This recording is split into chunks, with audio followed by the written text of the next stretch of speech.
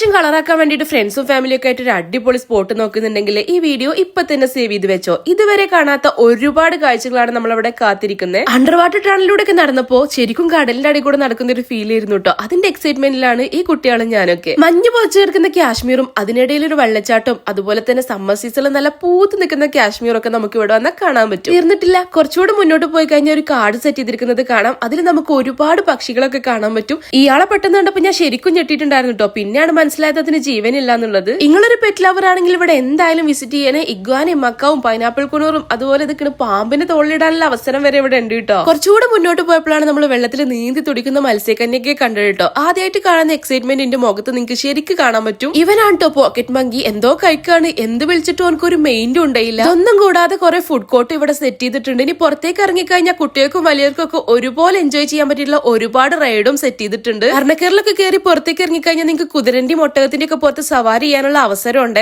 20 രൂപയാണ് കേട്ടോ ഇവിടുത്തെ എൻട്രി ഫീസ് വരുന്നത്. ഈ ഒരു പോസ്റ്റർ സ്ക്രീൻഷോട്ട് എടുത്ത് കാണിച്ചു കൊടുത്താൽ നിങ്ങൾക്ക് 5 വയസ്സ് മുതൽ 14 വയസ്സ് വരെയുള്ള കുട്ടികൾക്ക് 50% ഓഫർ കിട്ടും. സ്പോട്ട് വരുന്നത് നമ്മുടെ ഫറൂഖ് മല്ലിക തിയേറ്ററിന്റെ ഒക്കെ തൊട്ടടുത്തായിട്ട് സെറ്റ് ചെയ്തിട്ടുള്ള Skyland under water tunnel expo ആണ്.